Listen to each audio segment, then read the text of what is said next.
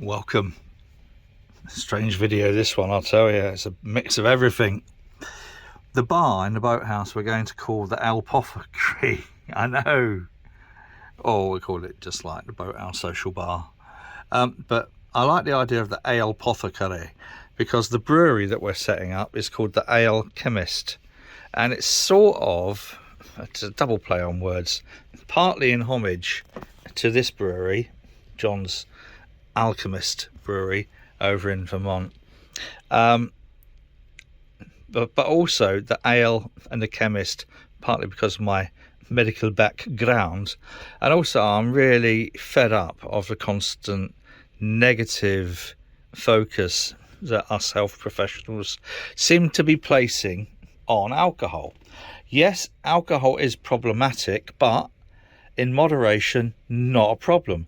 Let's keep a sense of proportion, please.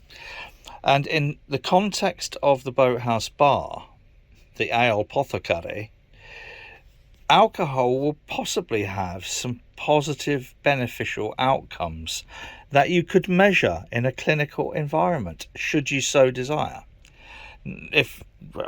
Anyway, I'll go into that a little bit more later. But here's the thing. I've been getting the thing ready for promoting, and this is going to be our bar flight. Now, if you haven't had a flight is where you get a taster of a certain number of beers. So I'm going to have a flight of 5 beers, 200ml each, which makes a litre for a tenner. But here's the thing, they're going to be served in Erlenmeyer flasks. That's what these little glass flasks. Why?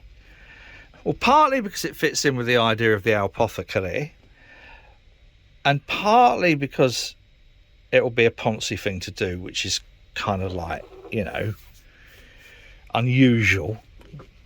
Don't let anybody say anything to the contrary. I'm definitely unusual, but it's part of what John says about this is drink from the can. And the reason he says, I could try and zoom in on that, I might just put the text up instead, is that John says, I put a lot of work into getting this really powerfully hop forward beer, and I want that to hit you in the mouth. As soon as you open this and pour it into a glass, you're losing a lot of those hop aromas.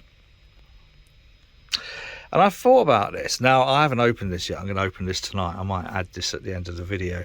I was thinking, there's a point there somewhere or other about getting all of that into your mouth so that the olfactory system So I thought, well, what about if people are going to be tasting our beers? Now, we're going to have 24 lines on the bar. So that's 24 different beers. And then the free beer engines, the free hand pumps. A lot of the beers that I do are very, very hop forward, exceptionally hop forward. Also a lot of really serious New England IPAs. Now, Heady Topper is what started the New England IPA craze. The New England IPAs now bear very little relation to this. He gets his grain from Castleford, by the way, just up the road from here, Yorkshire. It's Yorkshire grain. This is thought to be, along with Pliny the Elder and whatever, but this is thought to be one of the world's finest beers. It certainly isn't cheap.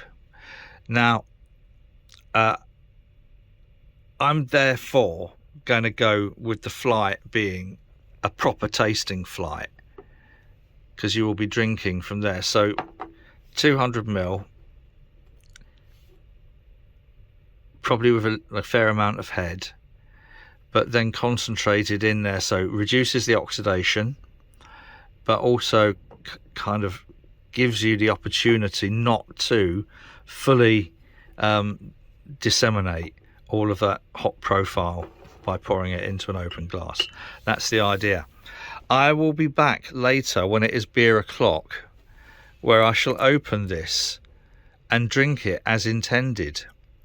but I'm not going to drink it all because it's can condition. There's a little bit left in the bottom of the can, which is going to go into a sterile sample container, and then I shall replicate the yeast, because I'm boring and predictable when it comes to stuff like that.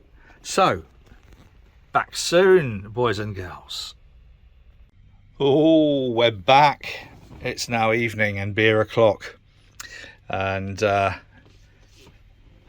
two things I forgot was, one of the ideas I had was to have a choice of flights, so you could have 5 200ml or 4 250ml. Does that make sense?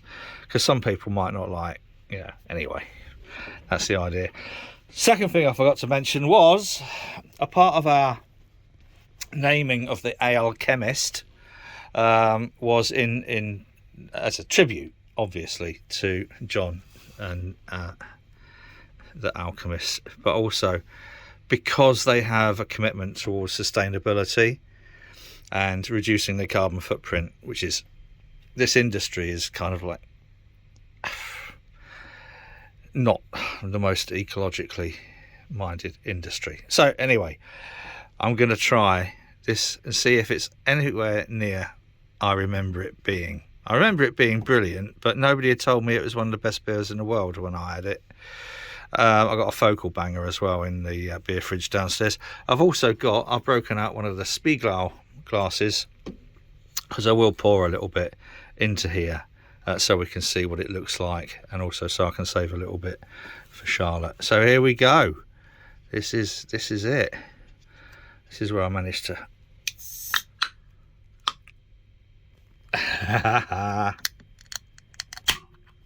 there we go. Now, first off, we're going to give it a sniff.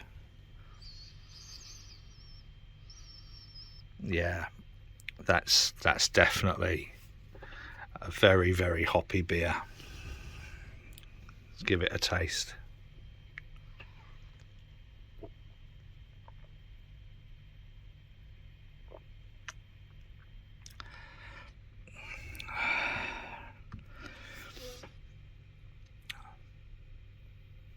Massively hoppy, but not, sometimes when people are just over hopped for the sake of it.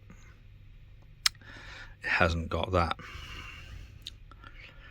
It's got some bitterness, which one doesn't usually expect from what the New England IPAs have become. It's very clean, it's very fresh. So, drink some more.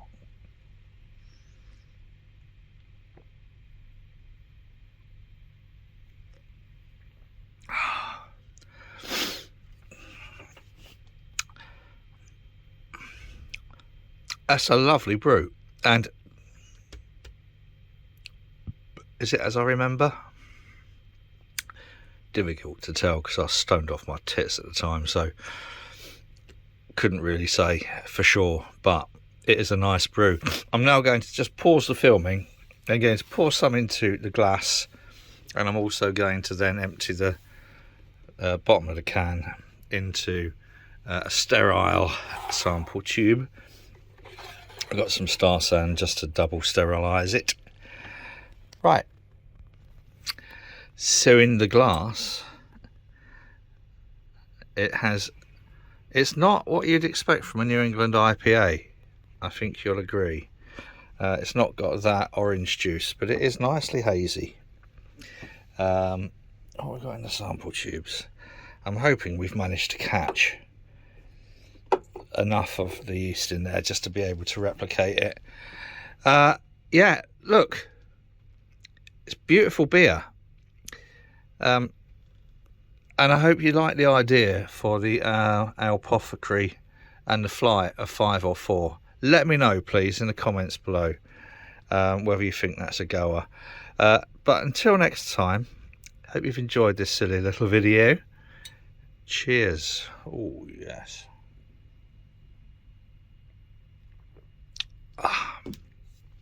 Stay safe out there.